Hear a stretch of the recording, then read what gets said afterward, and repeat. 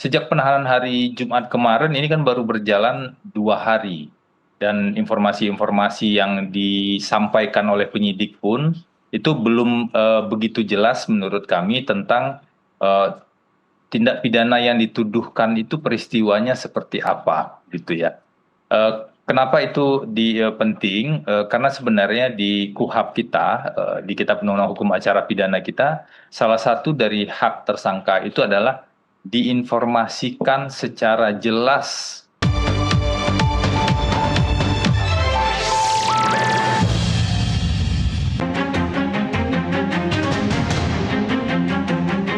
Saya siap menghadapinya, ya, dan saya merasa memang ini kriminalisasi.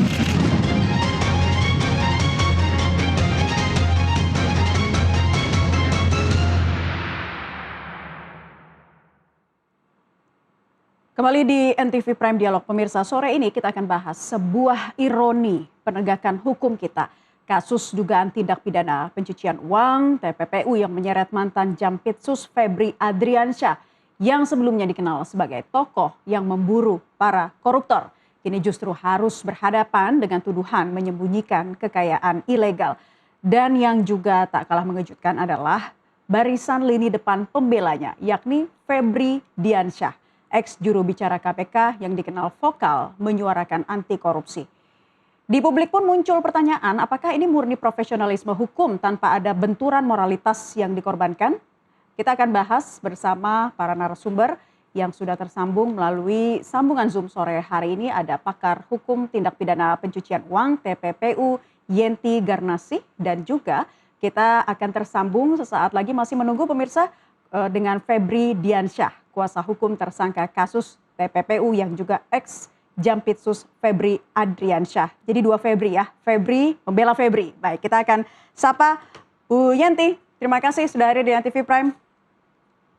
Terima kasih.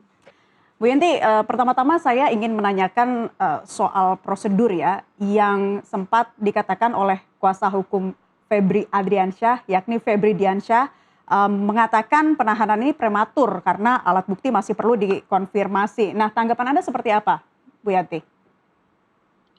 Ya enggak lah ya. Tapi itu haknya ya, haknya namanya juga pembela ya. Pasti akan haknya nanti kalau merasa ini prematur dalam artian, kalau prematur itu kan dalam artian ada prosedur yang tidak sah dalam penahanan ya, tata cara penahanannya, penetapan ditahannya. Ya nanti ajukan aja pra peradilan misalnya begitu.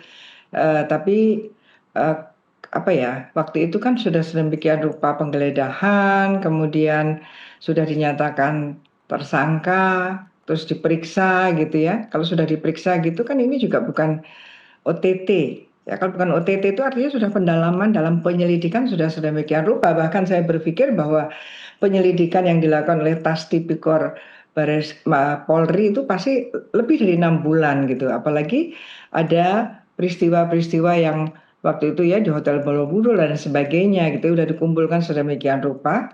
Ya inilah yang menurut penyidik dengan bukti-bukti yang cukup, termasuk juga tentang prosedur yang harus dilakukan yaitu penahanan. Itu kan memang penyidik ya mengenai pengacaranya atau yang bersangkutan keberatan dan sebagainya memang nanti juga ada prosedurnya. Kalau mau ditempuh ya silahkan di pra peradilan begitu. Ya, Bu Yenti, berkaitan dengan barang bukti yang ditemukan 74 kg emas batangan dan juga uang tunai ratusan miliar rupiah di rumah seorang pejabat penegak hukum. Secara teori dari TPPU, apa indikasi ataupun modus yang bisa terbaca sih? Ya, TPPU itu nomor satu adalah mencurigakan ya. Keberadaan harta kekayaan yang mencurigakan. Mencurigakan itu adalah penyelidikannya akan disesuaikan dengan profil dari pemilik di mana barang itu ada. Kemudian jumlahnya. Kemudian unusualnya ya, ketidakbiasaannya juga. kan yang ada itu kalau uang banyak itu ya disimpannya di bank. Kalau emas juga tidak sejumlah itu disimpan di rumah. Itu adalah ciri-ciri bahwa ada indikasi terjadi TPPU. Artinya bahwa ada indikasi bahwa harta kekayaan itu bukan diperoleh secara legal sehingga mereka siapapun itu menyembunyikannya atau mengkamuflasenya supaya tidak terendus lah istilahnya ya, tidak terendus atau tidak berhadapan dengan eh, petugas pajak ya, pajak apapun itu ya, misalnya uang dolar dari mana, mungkin ada pembawaan dolar itu kan juga harusnya ada declare misalnya. Kalau beli emas juga ada pajaknya, beli emas di mana itu. Jadi ini kemungkinan indikasi TPPU-nya seperti itu, tapi tentu saja tidak serta-merta ya bahwa kalau ada harta kekayaan banyak sekali kemudian ada TPPU dan itu disampaikan bahwa ada TPPU dan tindak pidana asal korupsi. Itu pasti penyidik sudah juga mendalami minimal 2 alat bukti korupsinya dan kemudian 2 alat bukti TPPU-nya, dan di antara itu ada mata rantainya ya. Karena ini masih penyidikan ya, kita hanya berdasarkan berita-berita atau info-info yang disampaikan dalam rilis-rilis dan dalam berita-berita media lah seperti itu. Karena kan nanti yang paling jelas bahwa bagaimana sih kronologisnya terjadi, bagaimana kenapa pada hari itu jadi penggeledahan dan sebagainya, tentu nanti akan kita lihat pada waktu surat dakwaan ya dibacakan. Kalau nanti sudah benar-benar benar-benar misalnya pra peradilannya aman dan semuanya gitu, akhirnya kemudian digelar gitu. Oke, sudah bergabung juga bersama kami Febri Diansyah, kuasa hukum ex Jampinsus tersangka TPPU. Mas Febri, terima kasih sudah bergabung. Kita ingin tahu dulu, awal mula Anda ditunjuk sebagai kuasa hukum Febri Diansyah, siapa sih yang meminta, apakah ex Jampinsus langsung atau juga sempat ada koordinasi dengan Hotmar Paris sebelumnya? Saya dihubungi oleh salah satu kolega mungkin ya, tepatnya, atau rekan yang lain begitu. Bukan Pak Febri langsung yang menghubungi, dan tidak ada komunikasi sama sekali dengan Bang Hotman begitu. Nah, ada diskusi awal yang dilakukan dan kemudian saya bertemu dan diskusi langsung juga berikutnya dengan Pak Febri. Beliau sebenarnya sederhana saja permintaannya pada saat itu. Jadi tolong dampingi saya sebagai advokat, fokus pada aspek hukumnya saja terhadap peristiwa-peristiwa atau sangkaan-sangkaan yang sedang berjalan. Karena kan ada beberapa sprindik ya. Jadi saya diminta untuk fokus pada isu hukum tersebut gitu ya. Belum banyak diskusi ya, karena memang prosesnya agak cepat. Besoknya kan sudah ada panggilan pemeriksaan sebagai saksi pada hari Jumat itu. Mungkin begitu. Oke, sebagai kuasa hukum, apa argumen paling mendasar untuk membantah tuduhan bahwa aset fantastis di Sentul itu bukan hasil pencucian uang, Mas Febri? Gini, kita kan pertama saya ingin jelaskan dulu, ini kan masih proses yang sangat awal. Kalau kita hitung dengan hari sampai dengan putusan pengadilan ya, putusan pengadilan tingkat pertama, saya nggak hitung sampai berkekuatan hukum tetap, itu kan butuh waktu sekitar 300 hari lah masa penahanan. Biar ada gambaran ya. Nah, sejak penahanan hari Jumat kemarin ini kan baru berjalan 2 hari. Dan informasi-informasi yang disampaikan oleh penyidik pun itu belum begitu jelas menurut kami tentang tindak pidana yang dituduhkan itu peristiwanya seperti apa gitu ya. Kenapa itu penting? Karena sebenarnya di KUHP kita, di Kitab Undang-Undang Hukum Acara Pidana kita, salah satu dari hak tersangka itu adalah diinformasikan secara jelas sangkaan tindak pidana yang diduga dilakukan oleh tersangka tersebut. Artinya ini kan tentu bukan hanya sekedar menyampaikan pasalnya, pasal berapa ya, tetapi sebenarnya perbuatan apa sih yang dituduhkan itu. Nah, itu yang memang kami juga belum begitu jelas ya. Mungkin penyidik punya bukti atau sudah melakukan penggeledahan dan lain-lain. Kami hormati proses itu. Namun tentu dari sisi yang lain, dari sisi tersangka dan juga advokatnya, kami juga punya tugas untuk memastikan hak-hak dari tersangka tersebut bisa terpenuhi. Jadi sebenarnya isunya, kalau isu substansinya harapan Pak FA waktu itu yang disampaikan agar fakta-faktanya bisa diklirkan secara jernih dan juga kualitas buktinya itu juga perlu dipastikan. Kualitas bukti ini kan bukan sekedar keberadaan bukti ya, bukan sekedar soal jumlah bukti. Benar, kalau kita lihat saya juga belum pernah lihat secara langsung ya bukti-bukti itu, tapi saya lihat di media juga, benar sudah ada bukti-bukti emas, kemudian sejumlah uang dalam mata uang asing dan bukti-bukti yang lain. Nah, tentu pertanyaan pertamanya itu emas atau bukti-bukti yang lain itu milik siapa? Nah, itu pertanyaan hukumnya sebenarnya.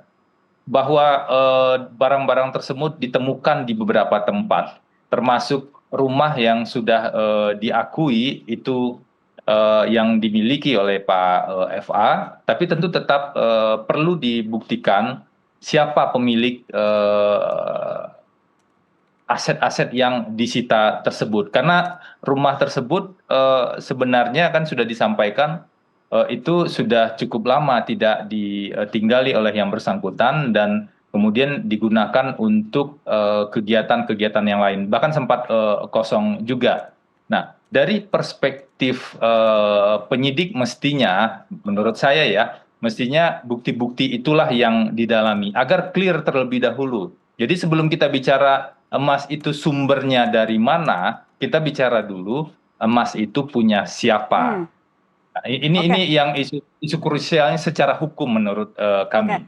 Kita tanya langsung ke Bu Yenti ya. Bu Yenti, tadi kata Mas Febri, kualitas bukan hanya soal bukti ya, bukan hanya soal keberadaan, bukan soal kualitas bukti, tetapi soal milik siapa dan juga kuantitasnya. Tapi kalau ada di rumah tersangka, seperti apa penyidik bisa harus membaca situasi ini?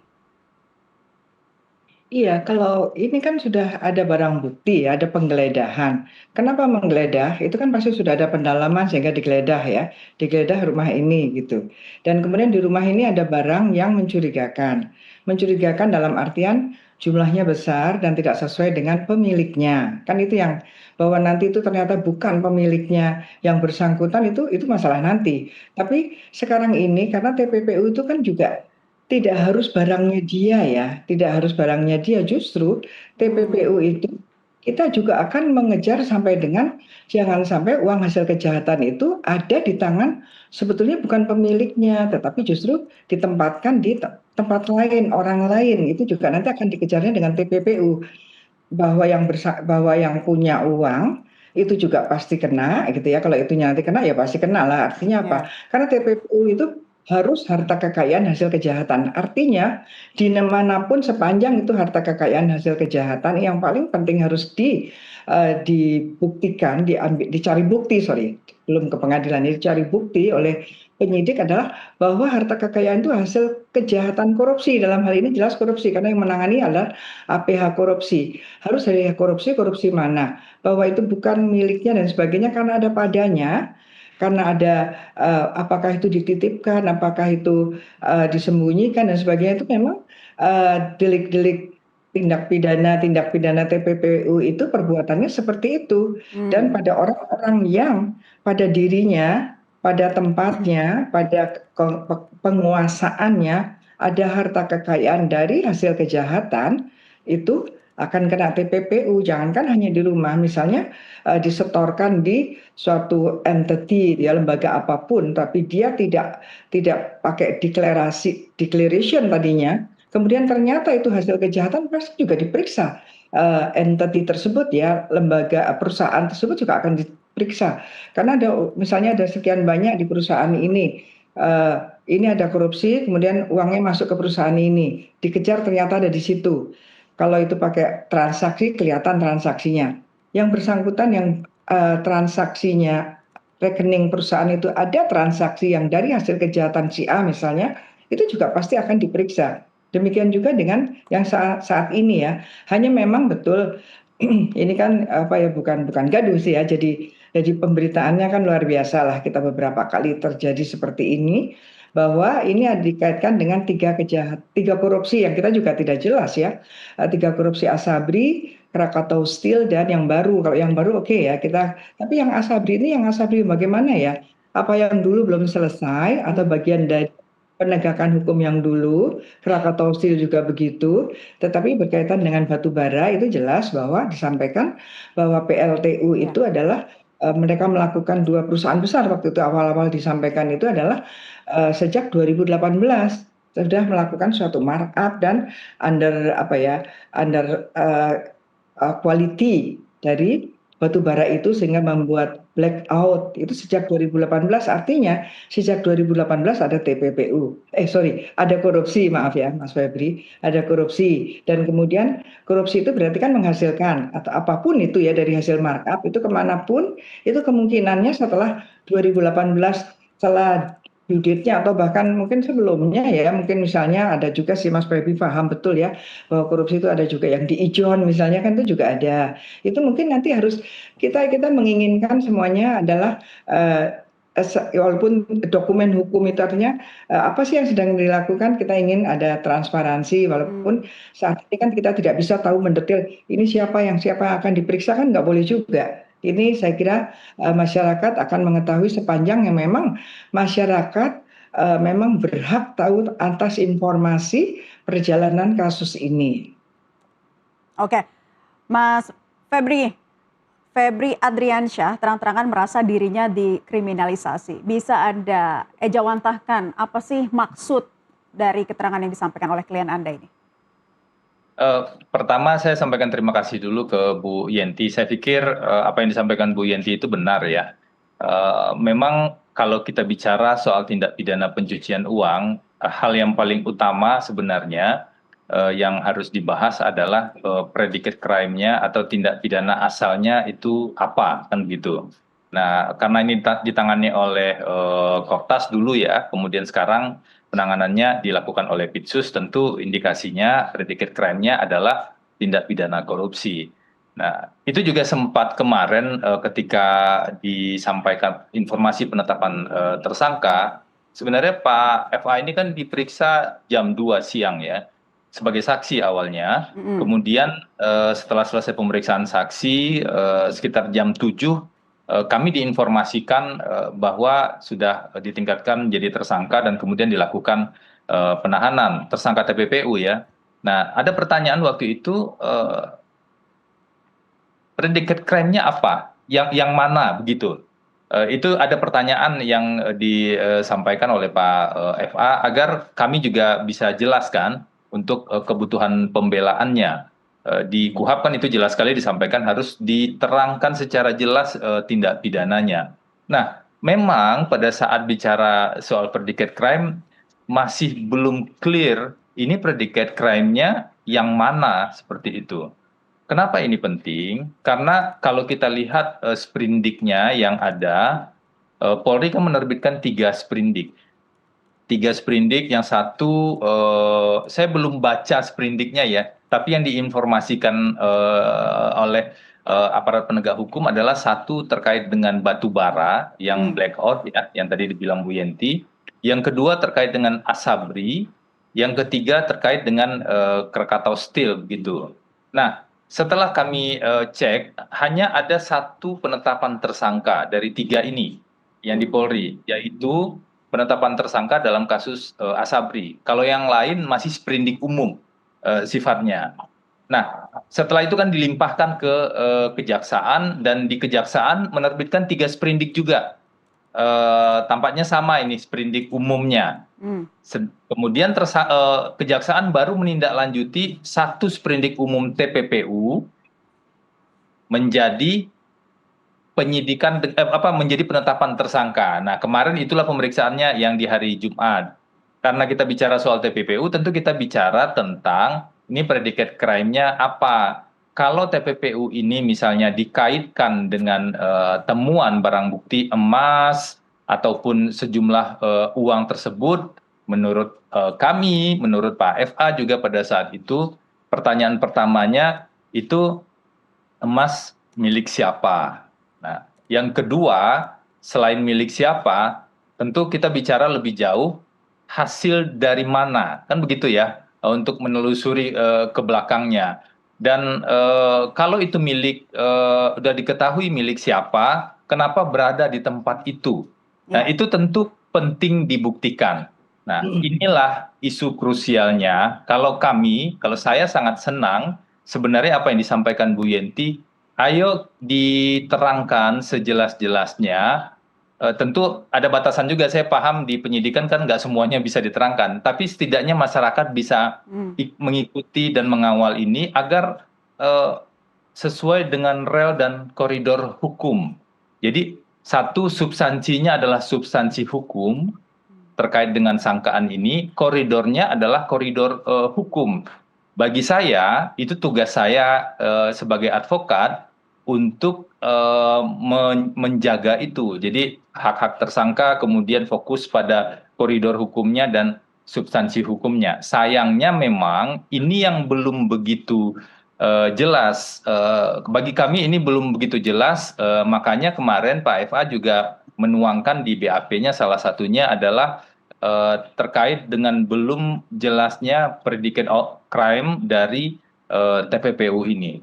Kalau yang secara konseptual, secara akademik disampaikan Bu Yenti tadi, ya kita semuanya setuju. Memang beliaulah ahli tindak pidana pencucian uang kan, sebagaimana yang disampaikan tersebut. Bagi saya yang paling penting saat ini adalah konsep-konsep tersebut, teori-teori atau aturan tersebut diterapkan secara benar, berdasarkan fakta-fakta yang betul-betul jernih. Jadi dipisahkan dulu nih fakta sama asumsi agar nggak bias, dan juga kemudian kualitas alat buktinya betul-betul harus menunjukkan pada siapa pelakunya, seperti itu. Oke, tapi Mas Febri tadi pertanyaan saya belum dijawab soal klien Anda yang merasa dikriminalisasi. Boleh Anda jelaskan secara singkat maksud Nah, itu seperti apa?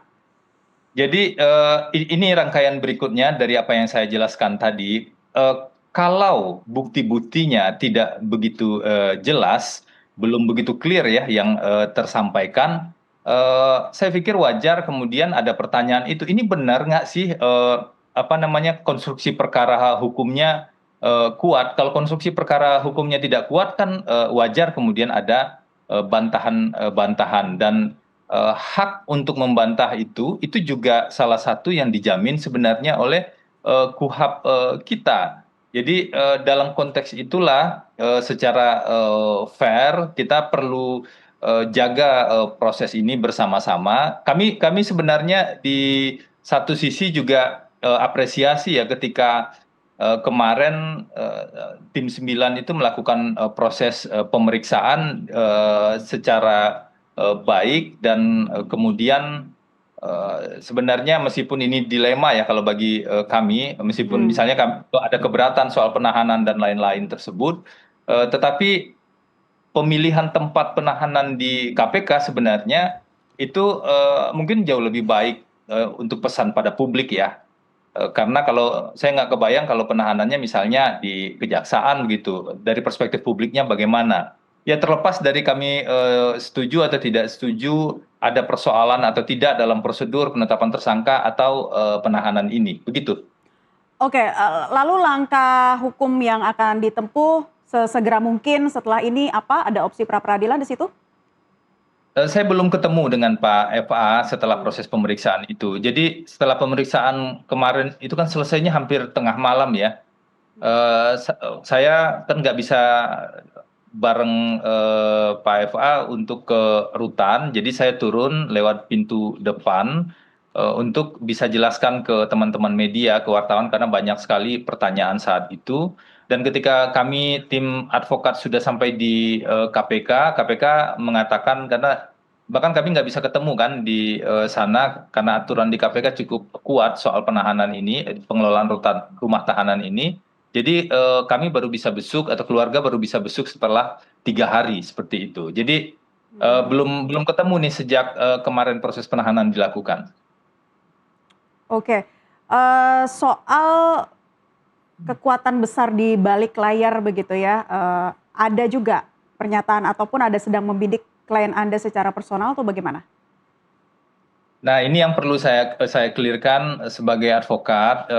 Saya mungkin tidak akan masuk ke wilayah itu ya, karena zona saya itu adalah pada substansi hukum yang disangkakan. Ini aja udah banyak pekerjaan kajian atau pendampingan-pendampingan yang harus dilakukan. Jadi tim saya cenderung akan fokus di sana, dan di luar isu itu saya pikir tidak tepat kalau saya menjawabnya. Oke, baik Bu Yanti, bisa dijelaskan sebelum kita jeda ya, singkat saja tadi apa yang disampaikan oleh Mas Febri soal ini masih belum clear predikat crime-nya yang mana.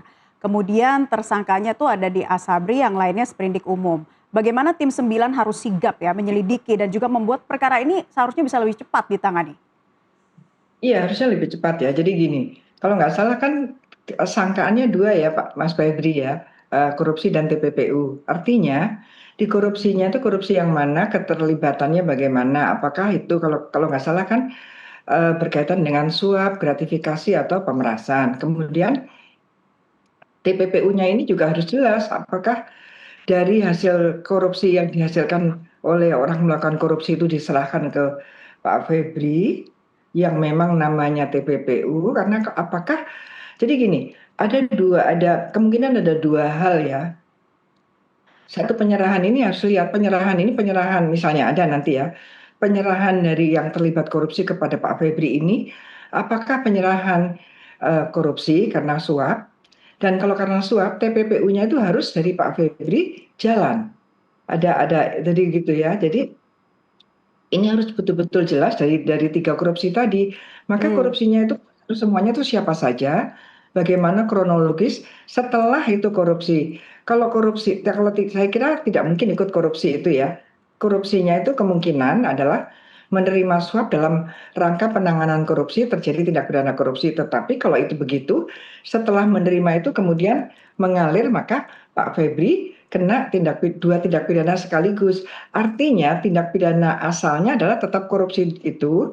Tindak pidana asalnya Pak Febri terlibat korupsi itu karena menerima. Setelah menerima kemudian melakukan apa yang itu kronologisnya harus dijelaskan baru TPPU. Jadi TPPU-nya Pak penegak hukum dengan TPPU-nya yang melakukan kejahatan korupsi yang bukan penegak hukum pasti beda. Tapi dari hal yang tiga korupsi tadi itu harus betul-betul dimappingkan gitu.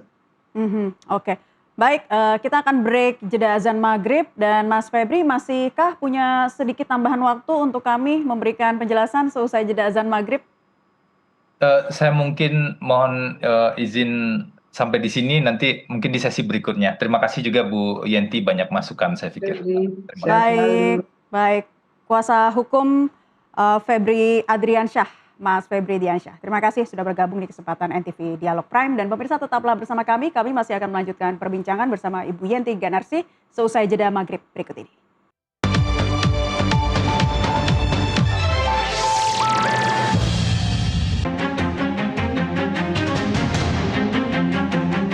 Saya siap menghadapinya, ya, dan saya merasa memang ini kriminalisasi.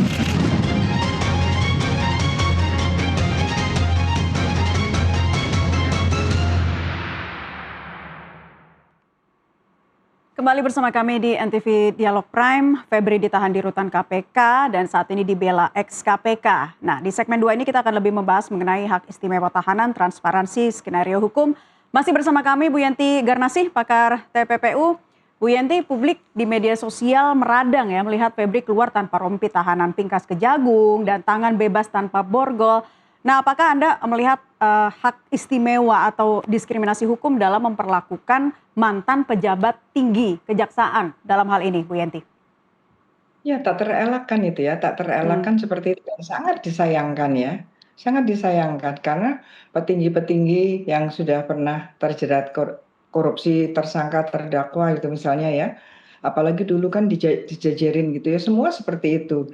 Artinya ini sudah ada apa ya, tidak equal kan, padahal kan harusnya equality before the law itu bukan sekedar siapa melakukan apa juga diproses, tapi juga perlakuan itu juga harusnya sama gitu, setara sama gitu. Apalagi itu kan SOP ya. SOP. Nggak tahu lagi ya kita mau bilang apa, penegak hukum mau bilang apa, kan nggak mungkin juga hanya mengatakan bahwa karena terlalu malam buru-buru, itu kan Ya, itu karena sangat lupa. apa ya, lupa gitu ya. Itu kan Hmm, sangat merendahkan daya talar masyarakat ya. Itu oke. kita merasa dilecehkan oleh Kejaksaan Agung ya, terutama Kapus Pennya itu ya, menyatakan itu kan kita sebagai masyarakat tuh kok dilecehkan gitu. Padahal itu kan aturan. Aturan untuk apa kalau tidak diterapkan, dan tidak penerapan yang tidak dilakukan ini eksesnya besar sekali, menimbulkan yang tadinya sudah ada bibit-bibit bahwa tidak percaya bahwa akan ada perlindungan, ada perlakuan eksklusif, ternyata Ya, terjadi. Ini belum sudah terjadi, artinya ke belakangnya agak sulit membuat masyarakat itu percaya. Karena apa? Karena penegak hukum sendiri mempertontonkan dengan semena-mena, dengan ya. apa ya, memperlihatkan apa, berkuasanya, bahwa bagaimanapun ini nggak pakai itu kan, nggak kepikiran sama saya itu kok, kok sampai hati ya begitu terhadap rakyat gitu. Mhm, mhm. Pihak Mhm. Kejagung juga berdalih penahanan oleh KPK atau di KPK ini untuk keamanan dan kenyamanan, ya, karena ia pernah membongkar kasus besar, Bu Yanti. Tanggapan Anda? Ya kok keamanan dan kenyamanan maksudnya apa ya? Saya nggak ngerti juga. Keamanan dan Hmm, kenyamanan ya paling tidak, kan kalau saya berpendapat harusnya diserahkannya ke KPK, atau KPK mengambil alih gitu ya. iya. Itu terserah itu ya. Jadi Mhm, penyerahan, ambil alihan itu sesuatu yang antar lembaga itu iya. adanya di Undang-Undang KPK. Jadi saya berpikir ya memang harusnya KPK. Apakah Mmm, KPK yang inisiatif, ataukah kalau polisi mungkin ada tekanan, atau polisi ada ewoh pekewoh, atau karena polisi itu bagaimanapun juga kalau yang menyidik dia, iya. nantinya kalau penuntut juga di kejaksaan gitu kan. Mhm, Nanti lebih limpah kalau sudah berapa puluh hari itu ya, mmm, eh, lebih dari 100 hari nanti kan, itu udah sampai, pasti sampai ke sana sebelum, mhm, eh, setelah P21 kan pasti ke sana juga ya. mmm, Mungkin kalau itu alasannya bisa jadi kemudian diserahkan aja ke iya. KPK, dan KPK mengambil alih. Karena mengambil alih itu sehingga ada di KPK ya, ini mungkin ngambil apa ya, ambil jalan tengah ya, tengah-tengah, Iya, biar enggak ini nggak agar bagus tidak ya. terkesan jeruk makan jeruk ya, Bu Yanti? Iya, tapi kan nggak bisa begitu juga ya, karena kan Mmm, dikatakan memang hukum tuh ya keras, tapi kenapa sampai ke posisi itu ya mau nggak mau ya harus diikuti yang mmm, dikatakan bahwa lex dura septamen scripta. Itulah aturan. Mau nggak mau yang udah kita sepakati ya ya dilaksanakan, ya terima gitu. Kalau nggak mau melakukan ini, ya jangan melakukan kejahatannya. Itu yang kita terapkan kepada rakyat kecil, ya kan? Apapun harus begini. Nah, ini kan kita, kalau kita konstitusi kita adalah ada perlakuan yang sama di hadapan mmm, hukum. Bahkan untuk presiden pun hanya mungkin karena pakai MK, itu juga begini harusnya. Jadi kita ini kayak belajar berhukum dari awal ya, sedih sekali itu ya. Itu memang menurut saya sih satu hal yang agak fatal ya. Begitu iya. kok rompi saja gitu loh, udah sekitar apa sih artinya rompi Mmm, dibandingkan dia tetap juga melakukan penahanan gitu, dan tidak tidak menjaga marwah kelembagaan, dan tidak menahan, supaya menahan kemarahan masyarakat. Pertanyaan-pertanyaannya akan sulit dijawab. Dijawab seperti itu kan nggak benar sekali. Keburu-buru, kalau keburu-buru berarti nggak profesional dong. Ya kan, mmm, lupa. Itu nggak iya, profesional. Kan iya. aneh kok sampai lupa gitu. Oh, Jawabannya juga kelihatan ya, jawaban yang gagap gitu ya. Asal asal keingat aja ya, tanpa memikirkan implikasi dari jawaban itu terhadap reaksi masyarakat, untuk agar kita itu percaya pada proses yang akan diterapkan pada penegak hukum ini.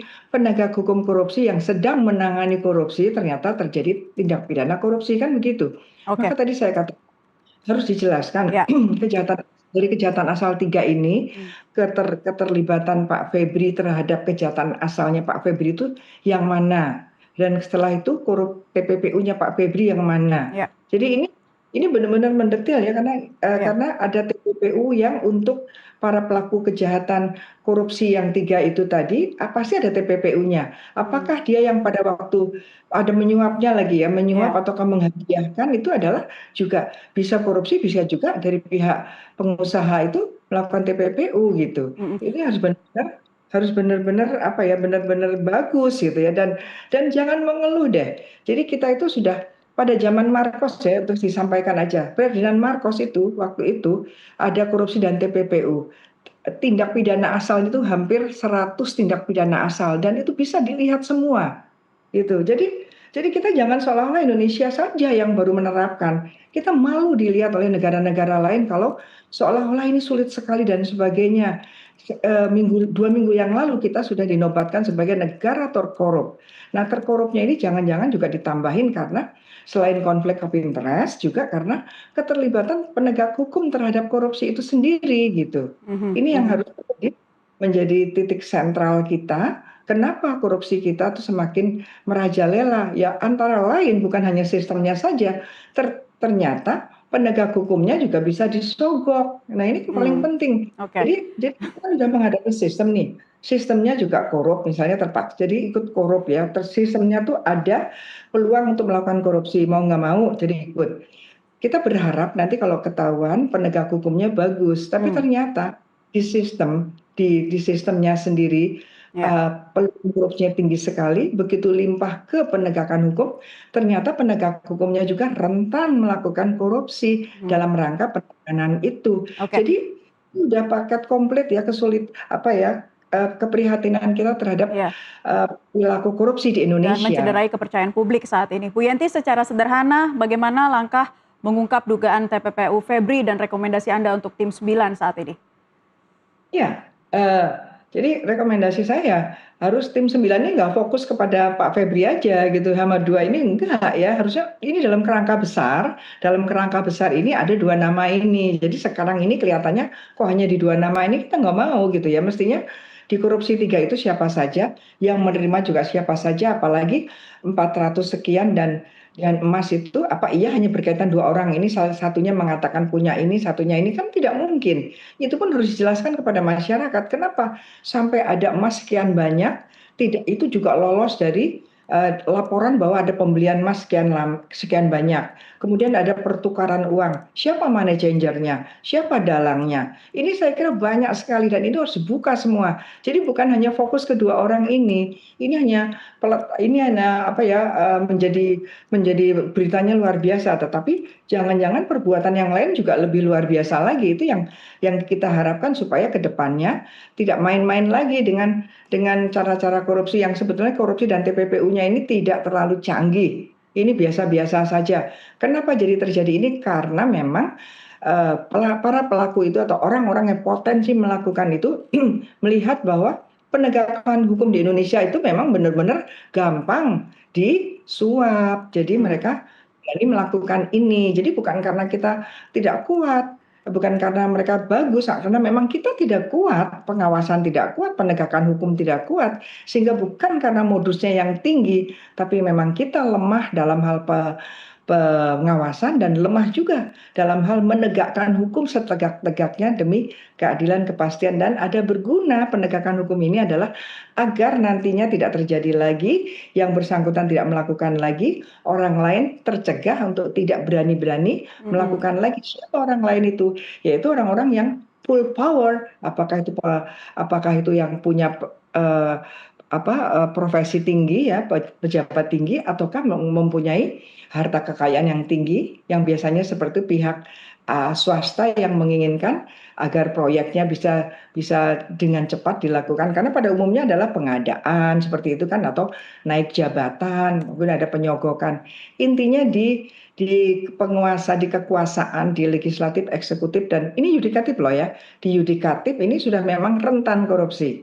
Jadi para pelaku yang cenderung melakukan korupsi itu yang nggak takut, karena memang tiga lembaga negara ini rentan korupsi. Dari apa yang kita lihat ya, pengalaman kita hakim terlibat, ada DPR apalagi ya, dan kemudian eksekutif yang terus-terusan terjadi. Begitu Mbak. Oke, terakhir Bu Yenti, rambu-rambu seperti apa yang harus diperhatikan oleh KPK, kapan seharusnya kasus ini mungkin ya bisa segera diambil alih jika memang penanganannya di Kejagung dan tim 9 terlalu lama ataupun mengulur waktu ataupun juga belum optimal.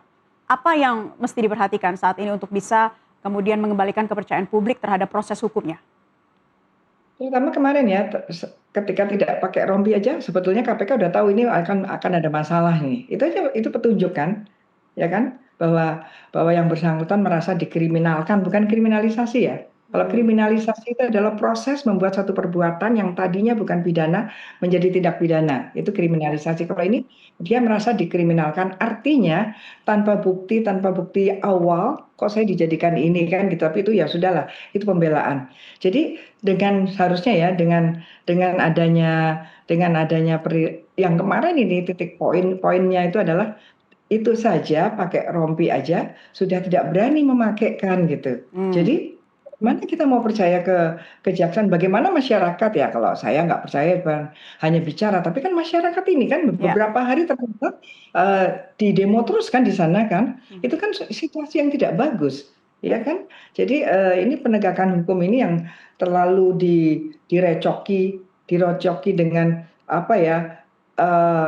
Indikasi dan prediksi bahwa ini kemungkinan nanti tidak akan sesuai dengan due process of law karena nanti akan tidak transparan, kemudian akan tidak equal dan ada diskriminasi, dan kemudian juga kita kan berharap kasus ini adalah didalami dan juga dilebarkan karena TPPU lebar, siapa saja sih yang menerima gitu ya, dan yang memberikan, tapi korupsinya itu didalami, siapa saja yang terlibat korupsi. Jadi ini nanti ke dalam itu akan menemukan pelaku-pelaku korupsinya yang lain yang belum ditampakkan ini, dan meluas itu adalah TPPU-nya. Dari yang pendalaman itu mereka juga akan melakukan TPPU lagi dan akan ada TPPU lagi yang menerima dari pendalaman ini gitu.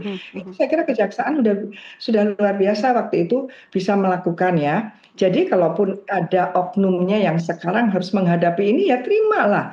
Mereka juga melakukan itu kok gitu ya. Jadi harusnya dengan legowo malah lebih bagus, malah diserahkan aja ke KPK daripada kami dicurigai. Lembaga ini harus disayang karena lembaga ini bukan lembaga mereka, lembaganya masyarakat yang punya gitu.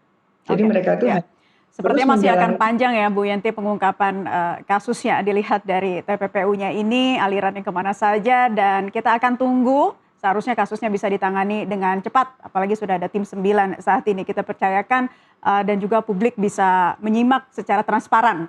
Terima kasih Ibu Yenti Garnasih, pakar hukum tindak pidana pencucian uang, sudah bergabung di kesempatan NTV Dialog Prime kali ini. Selamat beraktivitas kembali Bu Yenti. Pemirsa, sebuah kasus tak hanya menguji kekuatan bukti di atas kertas hukum, tetapi juga menguji integritas institusi dan para pelakonnya di ruang publik. Pembuktian terbalik akan menjadi panggung krusial bagi Febri Adriansyah dan tim hukumnya untuk menjawab keraguan masyarakat. Sementara publik pun akan terus mengawal agar hukum tidak tajam ke bawah dan tumpul ke samping, bahkan saat berhadapan dengan mantan penegaknya sendiri. Tetaplah bersama kami, NTV Prime akan kembali seusai jeda.